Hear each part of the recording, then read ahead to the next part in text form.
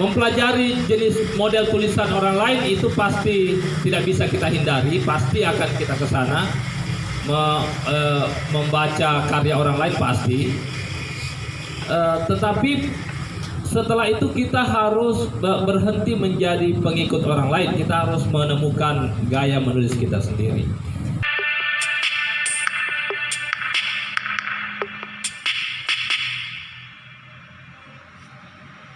Terima kasih atas pertanyaannya. Jadi setiap orang sebenarnya mampu menulis, tapi tidak semua mempunyai kepercayaan diri dalam menuangkan apa yang ada di pikirannya, menuangkan apa yang ada dalam perasaannya dalam bentuk tulisan. Nah, bagaimana sih trik-trik dari menaklukkan rasa tidak percaya diri itu? Mungkin Kakanda Muhammad Nur Saleh atau Kakanda Asran Salam bisa menyampaikan. Kakanda Asran Salam kami persilakan.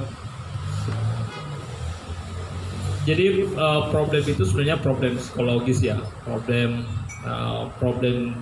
setiap orang mungkin. Sebenarnya gini, semua tulisan itu punya takdirnya masing-masing, kira-kira seperti itu. Apa yang saya maksud bahwa semua tulisan itu punya takdirnya masing-masing adalah bahwa setiap tulisan itu takdirnya adalah ditanggapi, apakah ditanggapi baik ataupun ditanggapi negatif, ditanggapi positif atau ditanggapi negatif. Itu sudah takdir dari tulisan. Kemudian bagaimana tipsnya untuk supaya kita memiliki keberanian untuk menulis? Saya selalu punya prinsip dalam diri, ini hanya pengalaman saja, bahwa tulisan bagi saya, ketika saya menuliskan apa yang saya tuliskan, saya tidak peduli dengan pembacanya, karena kalau saya peduli dengan pembacanya maka dia menjadi kerangkeng buat saya, dia menjadi penjara buat saya ketika pembaca yang harus menentukan apa yang saya harus tulis. Jadi yang pertama yang perlu dipikirkan bagi saya adalah bahwa kita menulis itu karena kita ingin menulis, bukan karena ingin menyenangkan siapa dan seterusnya. Pertama. Dan hal yang paling mudah ditulis adalah yang dialami tentunya. Saya ulangi lagi, hal yang paling mudah ditulis adalah apa yang kita alami.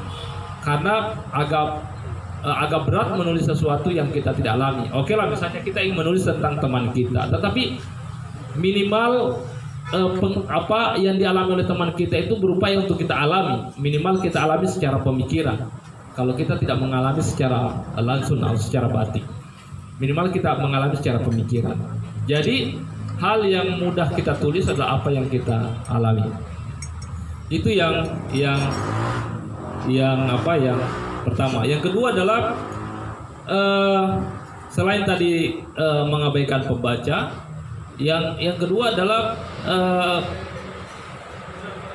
kita tidak akan menulis ketika kita tidak memulainya. Jadi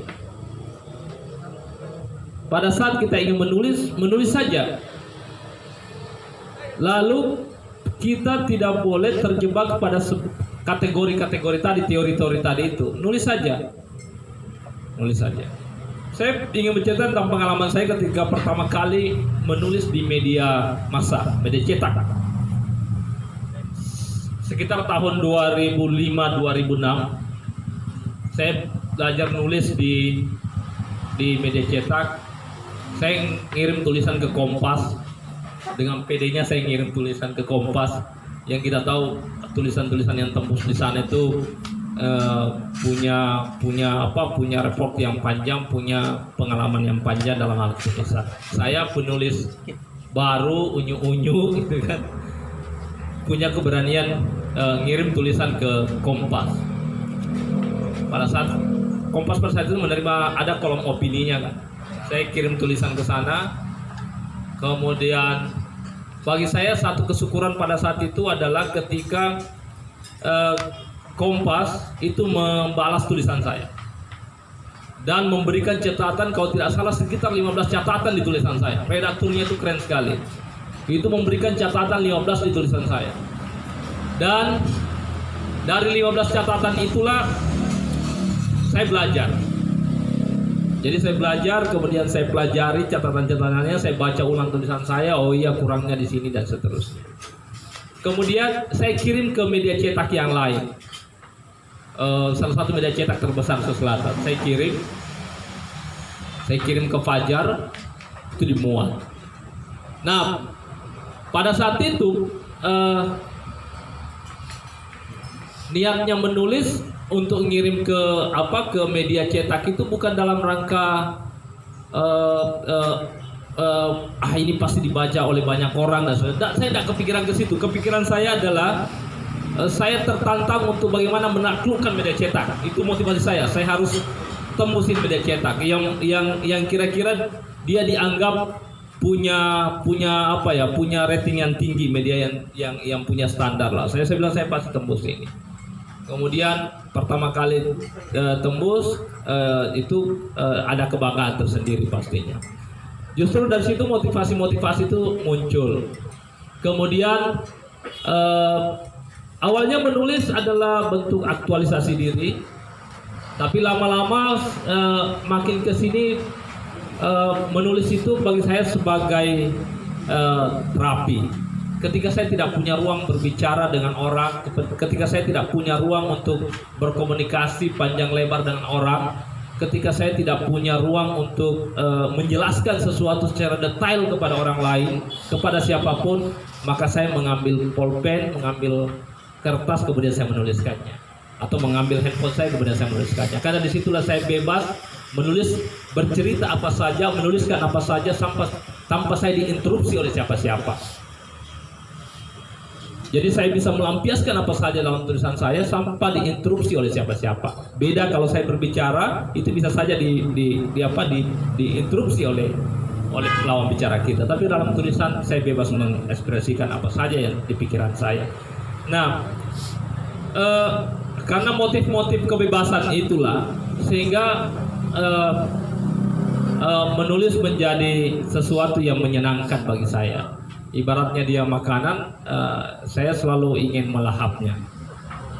Nah, terus semakin ke sini akhirnya menulis itu sesuatu yang sebagai terapi.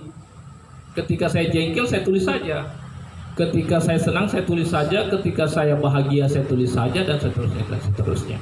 Orang mungkin bilang semua apa yang dirasakannya dibagi, tidak ada masalah dan seterusnya. Makanya apalagi dalam bentuk esai itu banyak sekali jenisnya, tipe-tipenya kalau kita mengikuti kategori-kategori yang sudah ditentukan oleh orang gitu ya, oleh para teoretikus.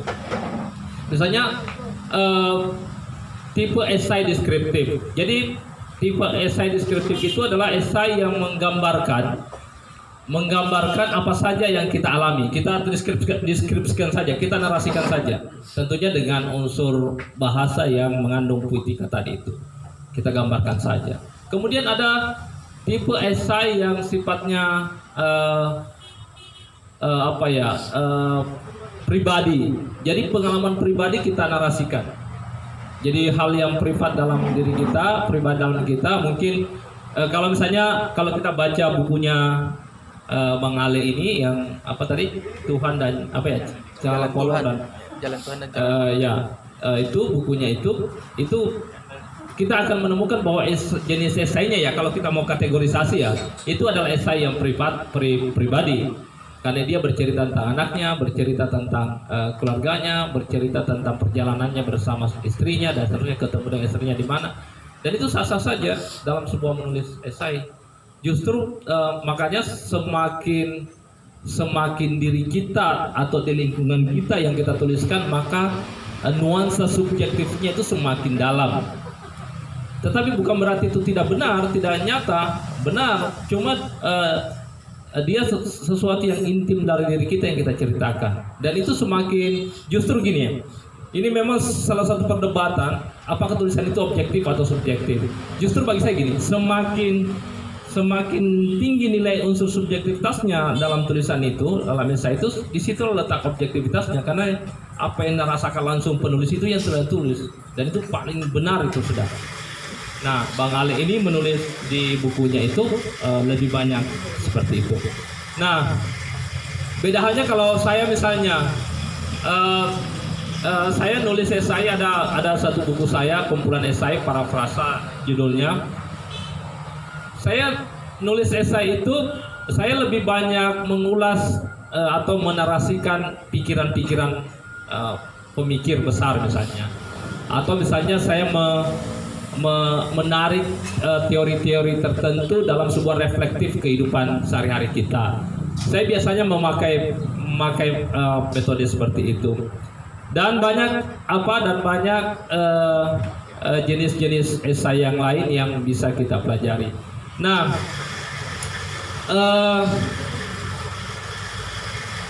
mempelajari jenis model tulisan orang lain itu pasti tidak bisa kita hindari, pasti akan kita ke sana. Membaca karya orang lain pasti.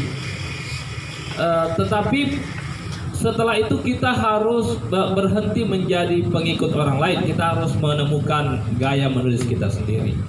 Nah, saya pikir itu dari saya. Nanti kita bisa diskusi lagi. Terima kasih.